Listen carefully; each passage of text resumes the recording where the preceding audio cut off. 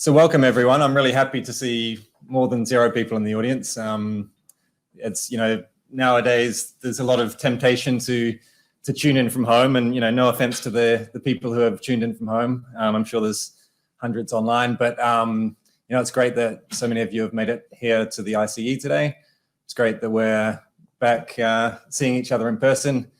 Unfortunately, we don't have the bar open tonight, which is usually a big draw, but do hang around afterwards. There'll be a chance to talk to Professor Blondet, I'm sure, and meet some folks. It's always a good networking opportunity. For those who don't know SecEd, because there are a few new faces in the audience. So SecEd is the Society for Earthquake and Civil Engineering Dynamics, an affiliated society of the ICE. And we have these evening talks on topics related to earthquake engineering and structural dynamics. So quite a diversity of topics fit within that category, including tonight's talk. We try to bring prestigious speakers from both the UK and abroad. Very lucky to have Professor Blondet speaking with us tonight. Before I sort of move into introducing the rest of the talk, I should say that there's no fire or drill plan for tonight. So you've got your fire exits at the front and back. And Shelley-Ann assures me that someone will be out there ready to take you to the assembly point if a fire alarm does go off. So, but we congregate on Stories Gate, which is just down the side. Out of the main entrance, left and left again. Left and left again, the perpendicular street to, yeah. And the exits are front and back, and it's where you came in, so. Yeah, and I can't speak for the folks at home. You have to make your own arrangements. What else? I think we can move on to the upcoming events for SecEd. So as I say, we have these evening meetings with some regularity, typically the last Wednesday in the month. And then October's meeting will be presented by Ahmed Al-Qadi from Southampton University. And that will be on insights from recent experimental and numerical research on steel frame buildings. That will be in person and online, like tonight's talk. A little bit outside, well, in fact, the next 2 talks I have to mention are both kind of outside the normal routine, where we're taking advantage of a visit to the country. Actually, I won't name names just because we haven't confirmed it yet, but we're hoping to have a joint presentation between SecEd and EFIT on the 9th of November. So like I say, outside the normal program. So without going into more detail on that, I'll just ask you to keep an eye on your emails. And for those who aren't members, keep an eye on the ICU website for that. Then for the sort of November proper talk, which would normally be the end of the month, this time that's being brought forward a week. So again, just check this all out online. It'll make more sense there. On the 23rd of November, we have a talk from Banali Ghosh, who's on the SecEd committee, so familiar to some of you. And that will be on the rehabilitation of the Gumbasa irrigation system following the Palu earthquake. And that's just been awarded a ground engineering award just a couple of weeks ago. So that's quite a topical talk, at least in the sense of the award season. But a really not so in the near future, but really sort of huge thing to announce tonight, if you haven't seen it already, is that SecEd is running another conference in 2023. So that will be in September 2023 in Cambridge, right, Andreas? Yep, good. I sometimes get those Cambridge and Oxford mixed up. And so, we've had 2 really good conferences in 2019 and 2015, surprising even ourselves, I think, with the quality of those conferences. So I think that's going to be a really great event next year. And the abstracts for that are due at the end of November, so the 30th of November. So we've just launched the website for that. So that's just a page on the main SecEd website, so www.seced.org.uk/2023, and that will take you straight to the conference page, but you'll also find it just via the main SecEd page. So with those announcements out of the way, I can move on to introducing tonight's talk. So we're lucky, as I mentioned before, to have Professor Marcial Blondet coming to speak to us today. He's just recently retired from the Pontifical Catholic University of Peru, and moved to Edinburgh. So we've taken advantage of his relative proximity to come and give us a talk tonight. He got his master's and PhD from Berkeley in California, and he's a specialist in earthquake engineering and structural dynamics. And I think most of your work, Marcial, has been on low-cost solutions to mitigate seismic risk in earthen structures and unreinforced masonry structures, but also on the use of energy dissipation and supplemental damping devices, and on historical buildings, I guess, in general. Yeah, Preservation of historical buildings.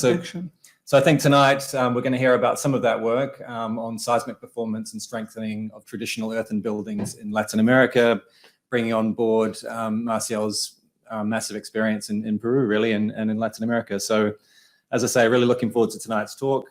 I'll go and take my place in the audience, and over to you. Great, thank you.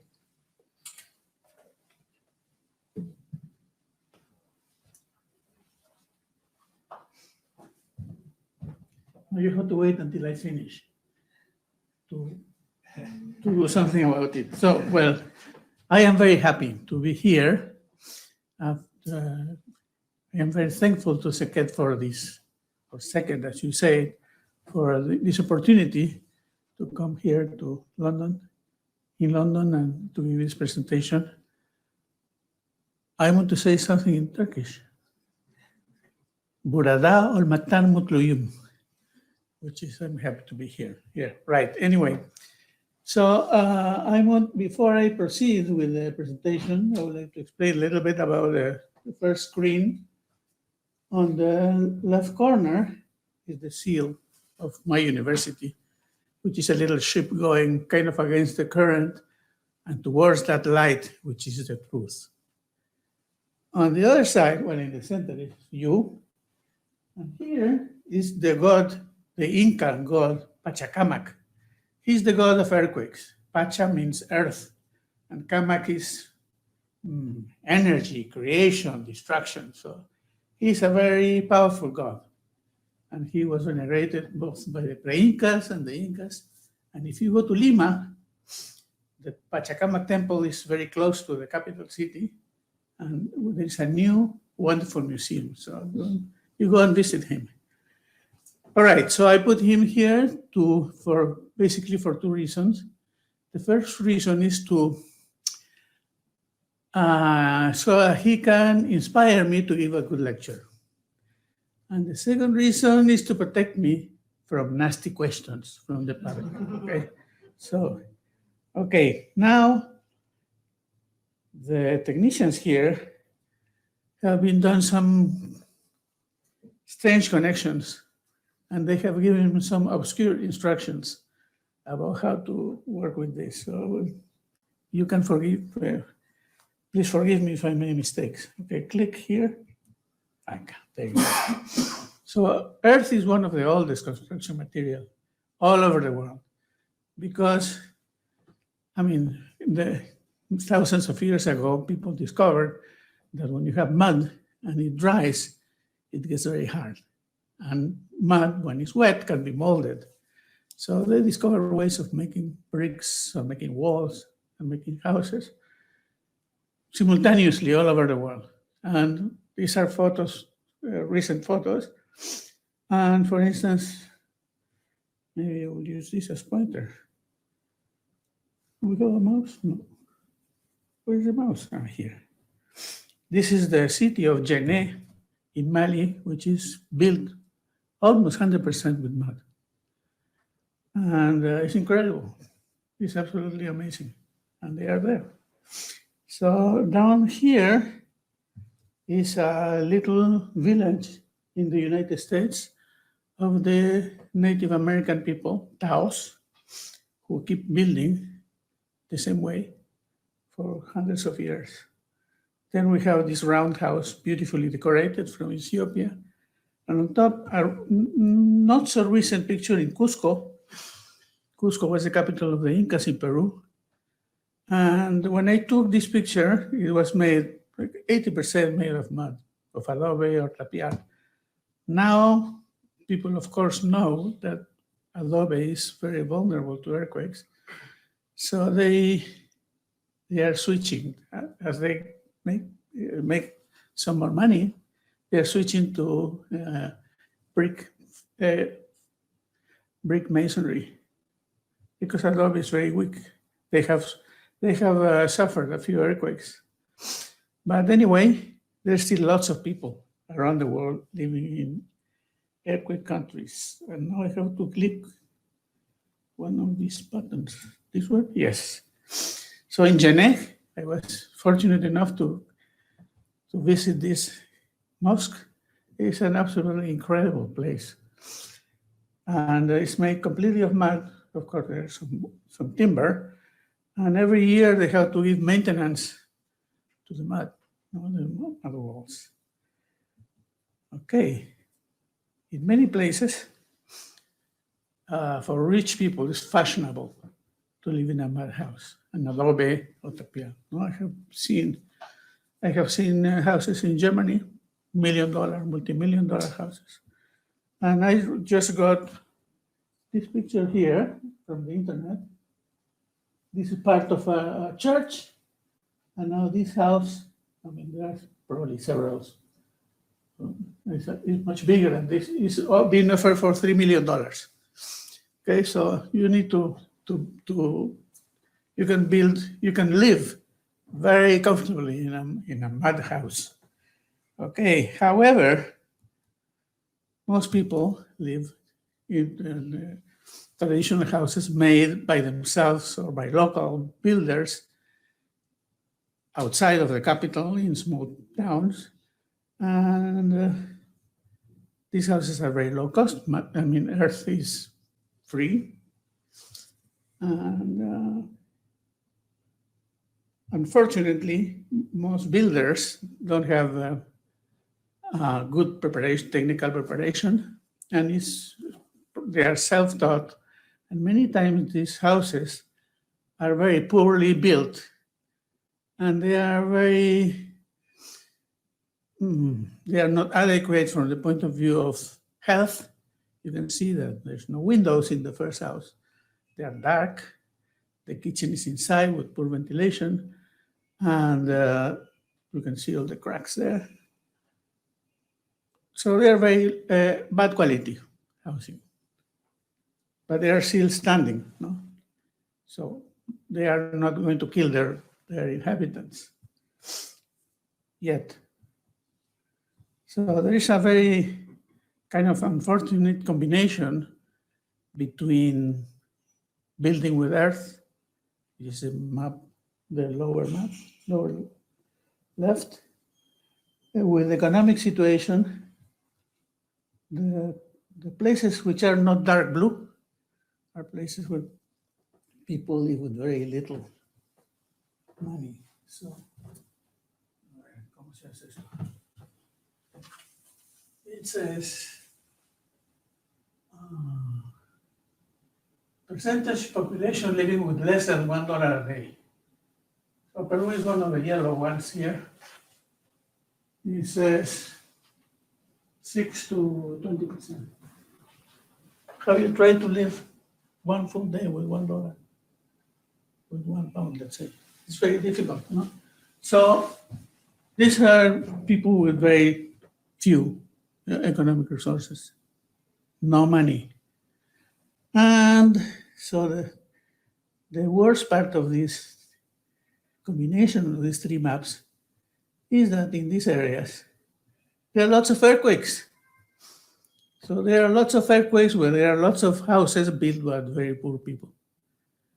Every time an earthquake happens, there is a big problem. So this photo is from 1970, from the town, the city of Huaraz, big city. And here's God Pachacamac. God Pachacamac. Let's see if this works. This is the tricky part. Okay. Sound.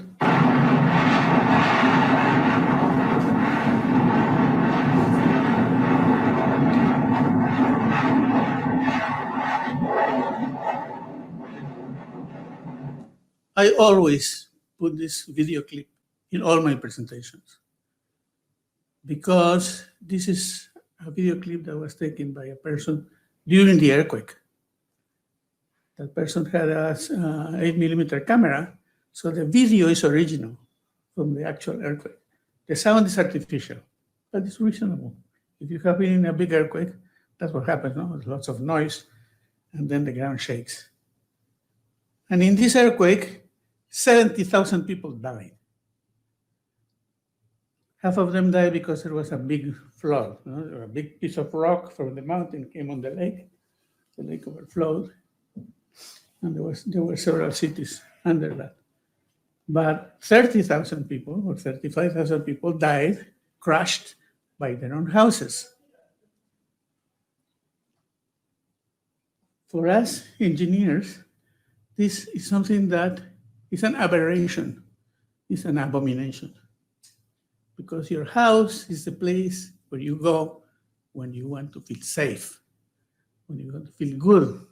You're hungry, you are afraid, you're wet, you go to your house to be protected. So that the house kills you should not happen. No, that goes completely against what we have studied, what we have worked upon. So that's why I like to put this video, to remind me of that, and remind you of that too.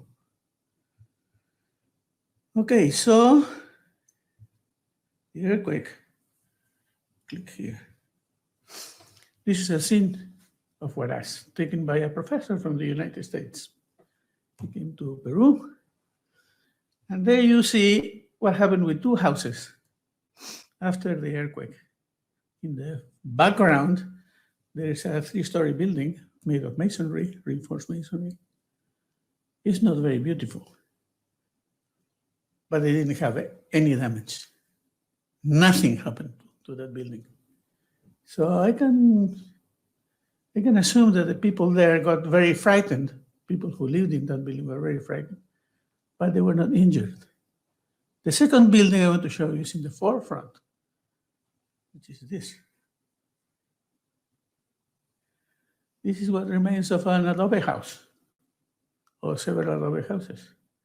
It's impossible to survive that. So this picture shows us in a very dramatic way the difference between life and death. It's just having the money, the resources to build a safe house. Yes? So this earthquake was the worst natural phenomenon, the worst catastrophe that Peru has had due to a natural phenomenon. And it was a big waking up signal to the professionals in Peru, the architects, the engineers. We started thinking this is not tolerable. We should not accept that. So we need to start working and finding solutions to this problem. Yes. And this problem keeps happening all over the world. It's not that Peruvians are stupid, they don't know how to build. Adobe, the traditional adobe, is not a good material from the point of view of seismic, the safety. This earthquake happened just a few months ago. 1,000 people died in Afghanistan. Who remembers them? They are not in the news anymore. No? Somebody from a news agency came and took this dramatic photo. We saw a picture and we got a little bit moved. And now we don't have to think about this anymore. Okay, so not only the houses get destroyed. This is a church in Colombia, Cúcuta, Colombia. Look at the clock. Look at the clock. Look what remains of the church. Who survived that? It's impossible to survive that. Huh? So the Colombians are also working on this problem. Okay. The most dramatic case from the global point of view is Argebam, in Iran, on Christmas Day or the day after in 2003.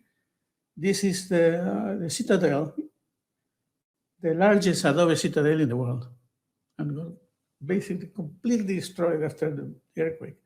The Iranian authorities did a huge effort to both to reconstruct the historical citadel and the city, the town that was nearby. I don't know what the result of that effort is. Okay, also historical monuments. This is a was very beautiful church from the 18th century. And then the earthquake came and it was destroyed. That person there is a student from Stanford who came to Lima. Before the earthquake, wrote to me, Marcial, I would like to come to Lima and work with you. So here it was. And, you know, after, a few weeks after this photo, the bulldozers came and just erased this from the map. Okay, so this is a big problem. This is a photo taken by my friend Dominic Dowling in El Salvador. This was a street in a town in El Salvador. And so what is the problem with adobe houses? The first one is that adobe is heavy, has a lot of mass. So it attracts inertial forces and is weak to resist tensile stresses. So it breaks very quickly. And the worst part, it breaks suddenly. It's very, very brittle. So it has the three worst properties from the point of view of earthquake safety. Yeah, and that makes the problem very complicated to solve. And it gets even more complicated if the structure is not built carefully and cleanly and beautifully. No? And it's built with bad quality, with not quality control, then it's a disaster. Okay, so we have been working on this since the 1970s, immediately after the Huaraz earthquake. One of the problems that concern our conservation friends was how can we repair a precious earthen structure that has been damaged by the earthquake? Because conservation specialists have a problem that is even more difficult because they have to repair the structure without touching it, without altering the original material. So the first thing that it occurred to us, okay, let's inject mud in the cracks, hoping that the stiffness and the strength would be recovered, at least partially. So we tried different mixes. And you can see in these bars, the first one is just soil. Or no, the first, no, soil. Yeah, the first two, sorry. This is, so we tested diagonal compression test. This test introduced tensile forces in the diagonal. So this is the strength. We put 1 as a reference for the original soil. So if we improve the soil, we got 20% more strength. And then adding gypsum, we got higher strength. Adding cement, higher strength. And with lime, no, bad. But so this proves us that it's just a matter of taking the original soil and mix it carefully, and you can improve the strength. And you can see here that this specimen has been tested twice. No, tested first, and you can see the dark lines there is the crack, and we injected the mud, and now it broke somewhere else. So that means the repair using grout injection was very good. So it's okay, it's very good, but only in this diagonal compression test. Okay, now we're going to test it on big walls. So we build full-scale walls. We put it on the lab with an actuator, shake it, no, that's slow, no? So back and forth. You can see that the blue lines are due to the first test, then they were repaired, and on the second test of the repaired wall, you have the red lines following different paths. That means the repair with mud injection was very good. We were very happy. Does anyone know how to open these bottles by any chance? There's some English trick.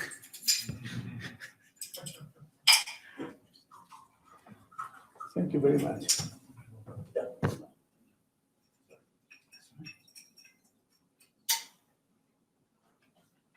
Okay, so we are delighted.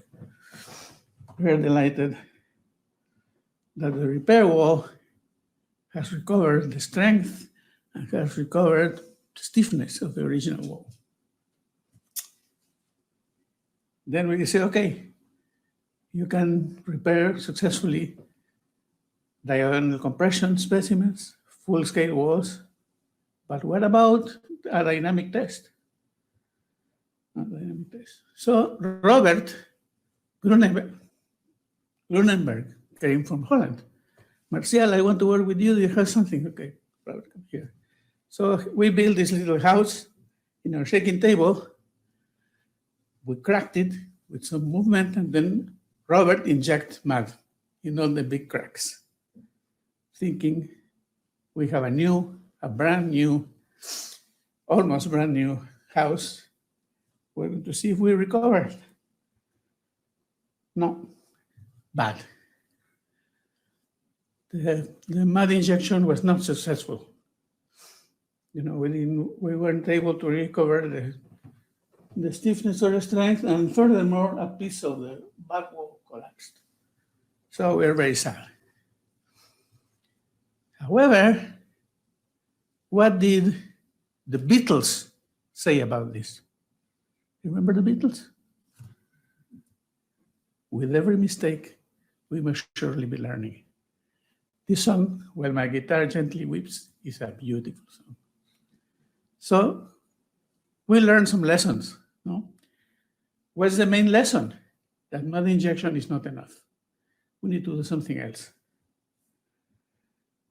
So we need to complement the mud injection with extra reinforcement to keep the pieces of the wall together after the crack. Okay. And there are many ways to do it. You know, in the 80s, we developed this system in which having a mesh of bamboo cane inside the walls. And this one is using bands made with tires, used tires. You know, the world is also full of used tires. You cut them in ribbons, in bands, you can use that to protect the walls. It works very well. Then these ones is made in Japan by Professor Meguro, uses the PP band. These are polypropylene bands that you use for putting together boxes. Works very well, PP band. Then there are some researchers in my university that just put these bands of concrete mortar with welded wire inside, put in the building as in the shape of beams and columns. You can see that here, this house has absolutely no damage after the Pisco earthquake. And another part of this house, which was not reinforced, collapsed. So this works very well, except that when we shake it strongly enough, the mode of failure is brittle. We don't like that. So my group doesn't promote this reinforcement. So we decided to learn how to use the geomesh. This is, or geogrid, is an industrial material used in mining and road works to protect slopes and so on. Okay, and then this one with nylon ropes.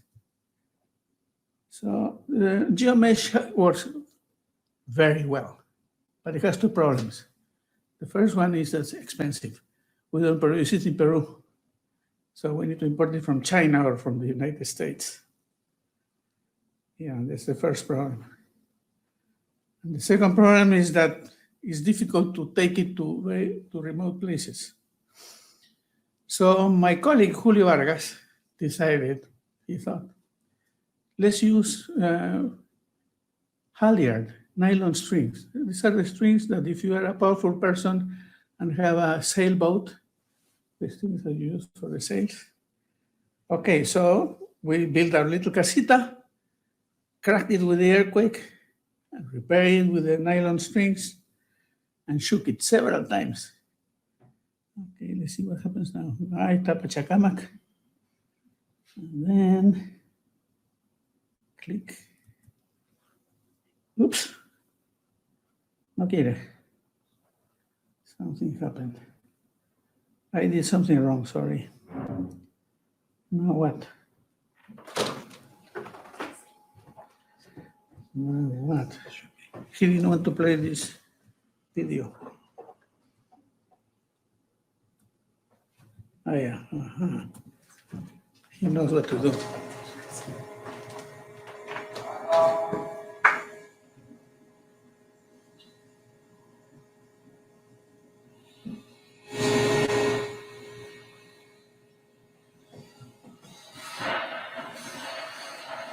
So, this has been already damaged. The walls are cracked in big pieces. So the idea is that the strings keep the pieces together.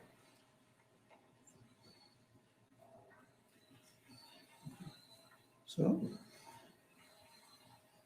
very beautiful. We were extremely happy. Very happy. Okay, this works. Now we have to be able to design, that means to estimate the amount and configuration of ropes that are needed for any given structure, yes? What to do? So, key, click key. You can see that they work very well.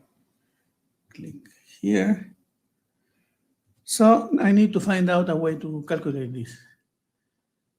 So I'm very sorry for this is not an accurate model. So I assume, okay, the chunk of wall that is going to fall down is much smaller than the rest of the house. So I'm going to assume that it's just attached to the house with elastic strings, yes? And now, click here. I'm to remember my friend Isaac. You know Isaac? While I was waiting here, I went to the chapel. And there he is, Isaac, and he wrote this fantastic equation. Mass time acceleration plus stiffness time displacement. I added another term for damping is equal to the inertia forces. So if I can compute the natural period of vibration of that piece of wood attached by the elastic strings, and I know the earthquake, I can go to the elastic spectrum of the earthquake and the force is in every wire. So now I can design. Okay, so what happened? So I told my students, who wants to do the next casita? And there's Hillary. Hillary came, she made the design. I wrote the MATLAB program with her. She made the design. These are with thinner ropes. Now, of course, so they have to be closer together. Look at Hillary. Fantastic student. Okay, and that's her casita. Click here, Pachacamac. All right. Click here.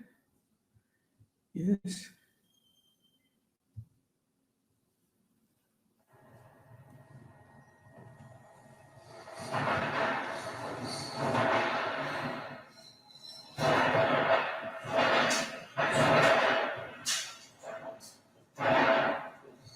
Beautiful. Huh? So you can see how the earthquake breaks the walls in big chunks. Big chunks. Without the reinforcement, those big chunks overturn and kill people. Because the walls always fall to the outside and kill the people that are on the street, and then the roof collapses and kills the people that are inside the house. No escape. So now we are really happy, no? Because we have a system that works and we can make some numbers to design whatever reinforcement is needed. Okay.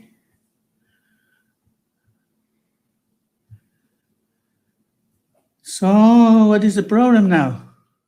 Click. Yeah, so this is wonderful. This is wonderful for one-story houses. What happens when you get married? You get married, no? You find your beautiful peruanita or whatever, and you are in your casita, one story, and say, no, I need more space. Yeah, that happens all over the world. And there you go, 3-story buildings. So my system doesn't work there. I don't know how to use it. So next question is, how do multi-story buildings behave? And then how can I reinforce them? This is a very beautiful house, street in Cusco. Cusco was completely destroyed in 1950 when they built houses with walls this thick. So another earthquake is going to happen. And these casitas are going to be on the ground. Okay. So the people, the Ministry of Construction told me, Marcial, I will give you money to test your system in 2-story buildings.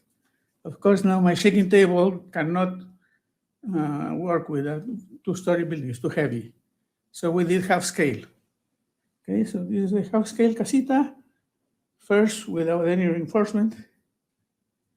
And we invoke Pachacamac. Where are you, God of the earthquakes? I lost the mouse, okay. Click. Click.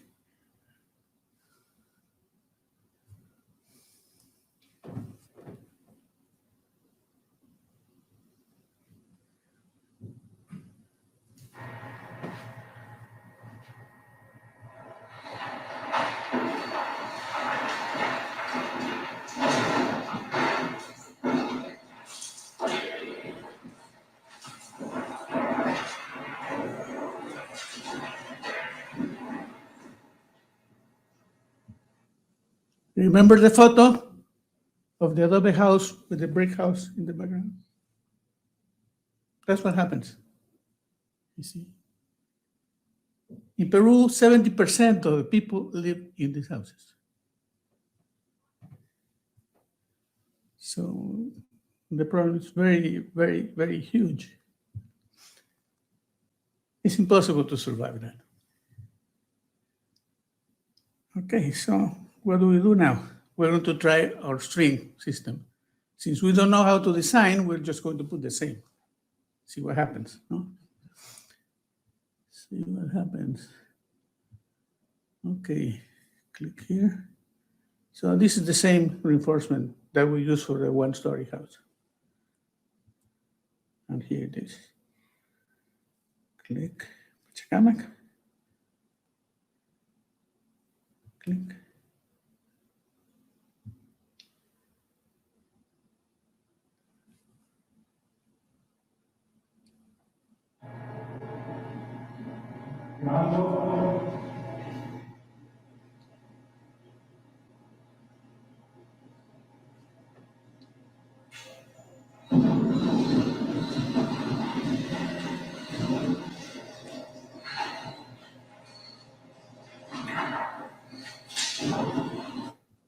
Oops, sorry. It works. It worked on this specimen. Yes. Vamos a mirar.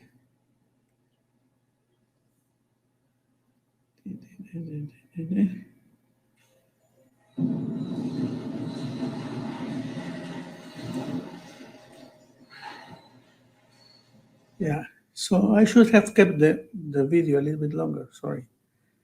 But you can see that the reinforcement works. Still, it's not perfect. I think we need to solve the problem at the interface between the 2 floors and at the base. So we need to do more testing, adjust the design, and learn how to calculate, how to predict what's going to happen. I ran out of money. and run out of time. So this is where we are, where I am. I have a couple of PhD students doing mathematical models using rigid block dynamics. Blocks like this, joined by strings. So my student is trying to do Lagrangian dynamics or something. It's completely stuck in Lima. And I'm here. So there's still a lot of work to do. But there is hope. No? There is hope. So, where's the end of the story? Then my friends in Colombia. Remember that church in Cucuta? In Colombia, they don't build houses anymore. They discovered that the adobe kills people. So it's prohibited, and people build with masonry. But they have lots and lots of historical monuments. So they decided, okay, we're going to protect them with using a grid of wooden planks with steel somethings. Yeah, it works very well. They also, the Colombian country, the two best Colombian universities decided to invest a huge amount of money in state-of-the-art laboratories. So now they are testing full-scale models of this, and they are getting fantastic results. They are already reinforcing their churches without really knowing how to calculate how much reinforcement to put. But you know, by feeling, we Latin Americans, by feeling. There they are. Okay, in Peru, architect Sofia has a project in Puno in the highlands where it's very, very, very cold. So this little town had the problems that they had earthquakes and they had cold. So they had to protect the walls against earthquakes with their strings, and for the cold, adding straw mats. They are happier now. And my friend Julio Vargas is trying to protect churches in Chile without calculation, again, using his feeling. If I take a look at this, it seems to me that there you need more. But, you know, he is he and me is me. And something is much better than nothing. So this is good. Okay, then I have my friend Nicola. You know, some of you might know Nicola, doing finite elements. Finite elements are tricky. No, sorry, Adobe is tricky. It's a very highly nonlinear, brittle material. Now, so for instance, this is the model of the casita that he has made. So according to his model, the critical area is bending on that wall. Well, this is not what we see in the lab. Of course, there is flexion on that wall. So we learn something from the mathematical models also. And we have to have a multi-scientific and technical approach to solve this problem. Anyway, thank you, Nicola. And we still need to work. This is my team with Hillary. Thank you very much for your attention. Thank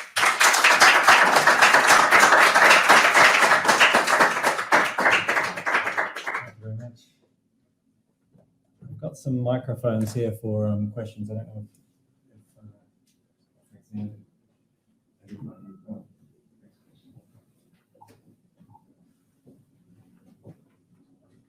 So thank you very much for the talk, Marcial. Fantastic. We've actually got one question online, which I'll ask first, and then while you guys are all thinking of your questions. So this one comes from Colin Morrison from Colmore Consulting Limited.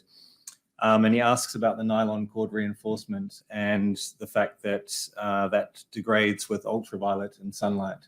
Yeah. He's just asking about whether that's a long-term solution in light of that. It has to be protected. We know that the ropes degrade.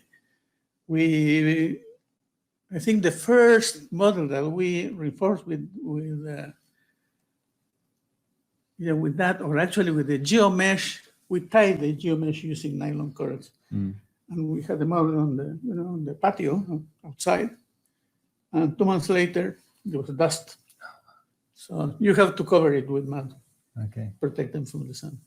Okay, interesting. Thank you. So do we have any questions in the room? Ian? I'll go with one from Ian Smith from Atkins SNCL. Thank you for a lovely talk. It's always nice to see these houses are everywhere, as you say. The ones we deal with in engineering in the West, usually, they're very limited in number in terms of earthquake resistance compared with the volume that you're looking at. So I think your contribution is fantastic. Thank you. What was interesting on the 2-story house, you could see how the shear was a maximum in the lower story, and the upper story was actually relatively benign. And I wondered if you were doing this.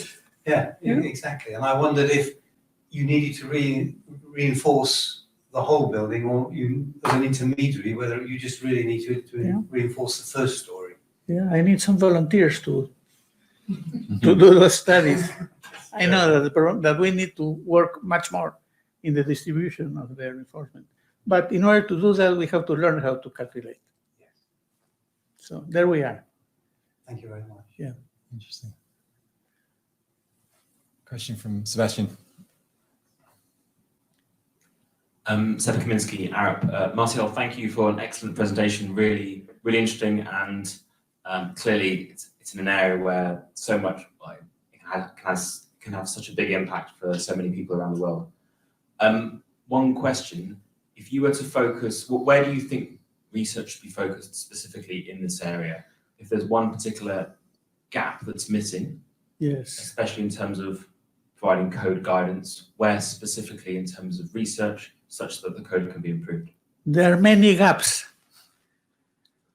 We have analytical gaps because we don't know how to build even approximate mathematical models to be able to estimate the forces in the ropes.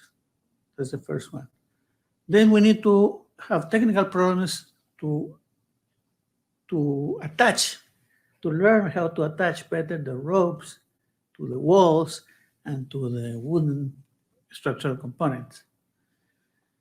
Then we need strong mathematical models to have more accurate finite element numerical models of those systems. Then we need to write good papers. So we are invited to distribute this information in the engineering community and to teach the builders how to use this. The materials are very cheap. This rope you buy in any hardware store, but you need to place them properly. And for that, we need to have guidelines that anyone can understand. So after we solve the technical problems, we need to be able to do the material to communicate to the people. And then we need to go to the field to communicate with the people. But first, we need to go to the government to ask for money, because this costs money. Huh? Who is going to provide money for 10 million houses? Whose responsibility is that? In my opinion, it's the government. The government has the responsibility to protect the people. But of course, it's not too fancy to invest in adobe houses. You better do base isolation, no? Or tactile moment-resisting frames, these fancy things. So, multi-gap problem.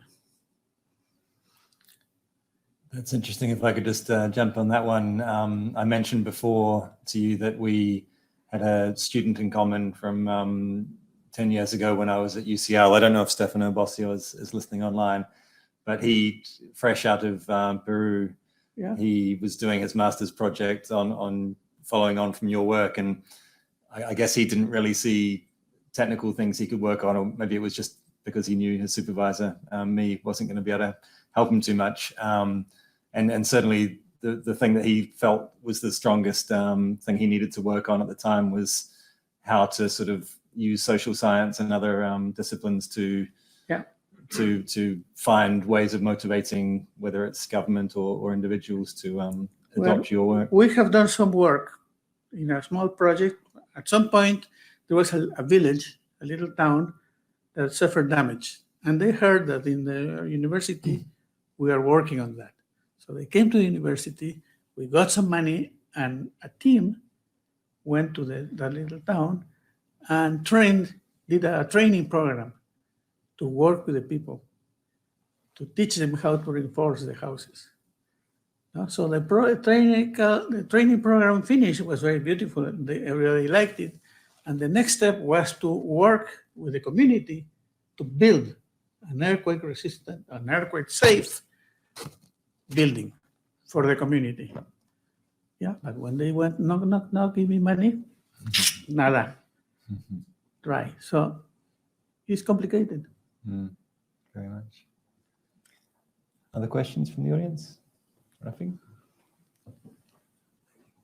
Hi, Marcial. Thank you very much for the talk. It's very inspiring. We're 4 grads here, and it's very cool to attend this talk and hear the solutions you've come up with. I wonder if, other than the remedial works that you tested with the grout and the nylon ropes reinforcement, have you ever tried anything else? And if you did, why has it not worked? Or... No, in the lab, everything works. The problem is how to protect the families. In the lab, the internal cane reinforcement works, the external bamboo reinforcement works, the external plastic mesh works, the geomesh works, the strings with mud, everything works, if you do it more or less intelligently. What doesn't work is how to have the people, the actual people, build their own houses in a safe way. That's a big challenge. In the Pisco earthquake in 2007, the government decided, based on the experience in Colombia. In Colombia, they had a huge earthquake. And the president of the republic diverted a lot of money to rebuild. And I think they were very successful. So when we had the earthquake, the president of Colombia jumped on his plane and went to Lima and told our president, listen, president of Peru, you have to do the same thing. So he started doing the same thing. No? And he said, okay, the university give us a manual for construction. We wrote the manual. You can get it online.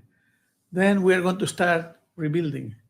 Immediately, the congressman said, me too. Me too. And long fingernails. It didn't work. The whole thing just dissolved. We were able to build a few model houses reinforced with geomesh. Very beautiful. And there, the problem was pride. Because we at the university decided, okay, now we're going to design beautiful houses. This is a fantastic opportunity. So our colleague, the architect, decided the roof should not be flat. We can build a hyperbolic paraboloid. So we built a few of these little houses with a pointy hat. So 6 months later, I went there to visit. Professor Blondet, thank you very much. I love my little house. And I said, well, and the roof? Oh, Professor Blondet, no, this is horrible. My house is the only one in my neighborhood that has a hat. Because we don't build like that. We build, they build with horizontal flat roofs. But it was the scene of pride. No, the architect is very proud. Oh, we're going to do something more wonderful. That didn't have anything to do with the way the people work. So we have to go down and be with them and work with them and build what they want. A house where they will feel comfortable and they will be safe. You see, it's a sociological problem. I might just grab a few questions together from online, but then we'll come up to you. So a couple of questions I think you've sort of touched on a little bit, but around the kind of calculations and kind of reference materials. So Hossam El Agami, a self-employed structural engineer, asks about reference for mechanical properties of the nylon rope reinforcement, and general questions about the calculations that you would have to do for multi-story buildings, which I think you've sort of, I don't know that. yeah, I think you've indicated as an unsolved problem. And then Abu Kayem asks about software for modeling the earthen buildings, or any references for international codes for design of earthen buildings. Well, Peru is one of the few countries in the world that has an earthen earthquake code. Hmm. And you can find that code in hyperspace. Go to the internet and you'll get it. And I was surprised, I'm from New Zealand, I don't think I mentioned, I was surprised to see that New Zealand also has a New Zealand code too. for earthen buildings, which Very surprised good. me. But, Yes, I went to New Zealand to work with my colleagues there. yeah. They are doing very fantastic work. Oh, cool. I'll have to look Some rich people in New Zealand are also living in fantastic. Yeah. So Yeah. when you mentioned the rich people in Germany living in earthen Germany houses, too. they don't have to worry so much about the earthquakes. But I I'm a think bit most of curious them about are that. in New Mexico where there are earthquakes. Yeah. Yeah. Okay. Interesting. Sorry, we had a question over here. Hello, I'm Amy Ball from Arup. So my question, so you looked at this as a solution for Peru, but early on you were talking about how earthen buildings are all over the world. Is this a solution that you can see being like rolled out in other countries as well? I would love to. Earthquakes shake the same everywhere, more or less the same. You know, the local conditions, of course, help. If you build on very soft soil, you will have larger displacements, and that will obliterate all the adobe houses much quicker. But no, it's the same. I think. I hope. I mean, I don't know. I think that if anyone from anywhere is interested in this, I will be very delighted to work with him. And I think the solutions that we have implemented might be helpful. As you will notice in my first slide, there were several names. So this is not only my work, we are a team in Lima. Yeah.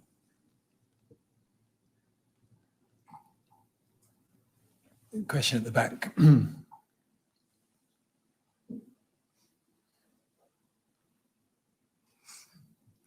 Hi, this is Clive from Arcadis. It's raised my question. I mean, I was wondering what kind of magnitude of shaking you have applied in your lab, and then develop this type of reinforcement, because I presume different magnitude will have big impact across different places. This is a question that lots of people ask. And well, my shaking table in Lima is unidirectional, back and forth, back and forth. And the earthquake in the field shakes in all directions. So it's not easy to say, oh, this is a magnitude 7 earthquake. No? We know that in the field, earthen houses collapse with an intensity 6 or 7. You know, ground acceleration, 0.2, something like that. And in the lab, in my lab, one direction we need to apply 0.6 acceleration. No? So you really need to, if you are only working in one direction, you need to apply bigger forces, bigger shaking to produce the same result.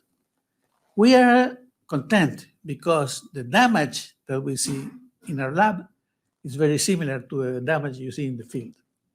No? So we put a house in the lab, it's on the ground. We reinforce it with something, and it stands. Good.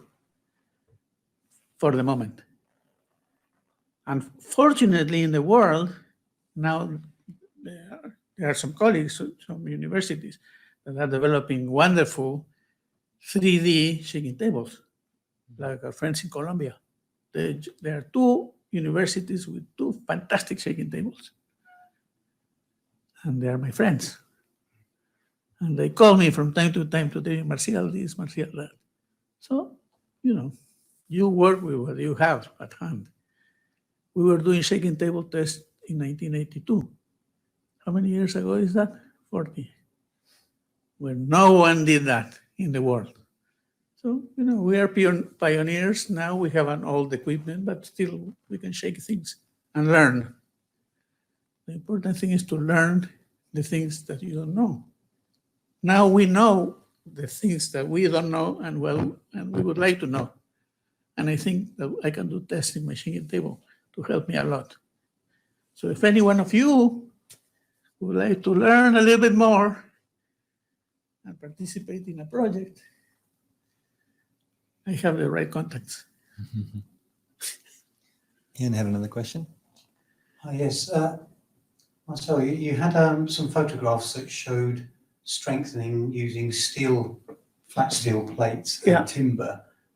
And you also mentioned about one of the problems is how to fix the nylon ropes or anything else to the structure. And I would suggest looking at the hysteresis of the repaired structures with nylon ropes. Yeah. You have a material that's got a low E value, so it is capable of undertaking fairly large excursions in displacement and still survive. Right. Whereas I would suggest that probably with the steel plates and even the timber ones, that the connection of that, they're so stiff, and the connection will come under the threat. Yeah. So I think your polypropylene is actually a very clever, large displacement capability material compared with the more traditional ones, modern ones. Well, the Colombians are clever people, and they are realizing what they got, and they have also very promising results with some quirks that need to be fixed, and they are working on them. So are you sticking with the polypropylene and the nylon, or The geomesh made with the polypropylene, that's fantastic. It works very well, and it provides enough displacement and capacity to hold all the pieces together.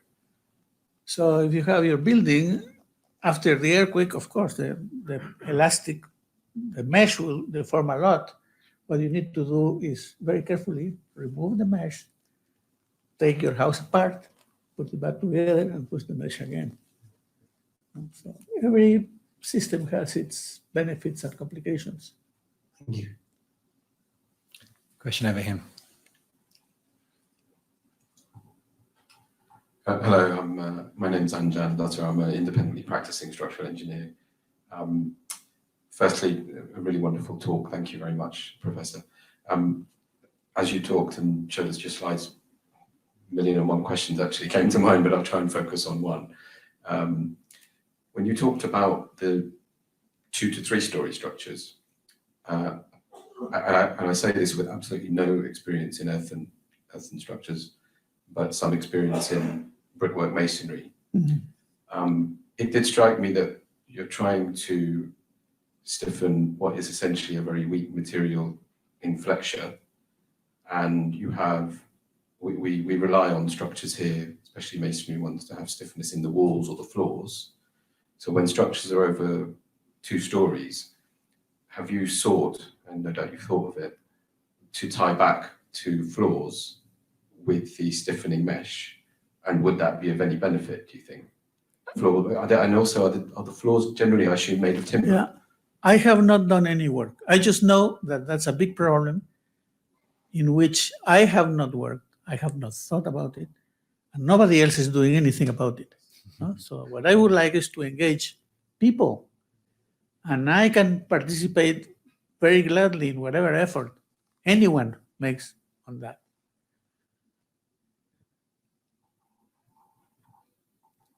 Other questions in the room? I have a couple more online. If it's nice to give preference to those who made the effort. But okay, well, I'll use my Arup prerogative and take a question from a colleague, Sergio Martin, who's actually based in Peru at the moment, who works for Arup. So we've got a few people out there working in Peru.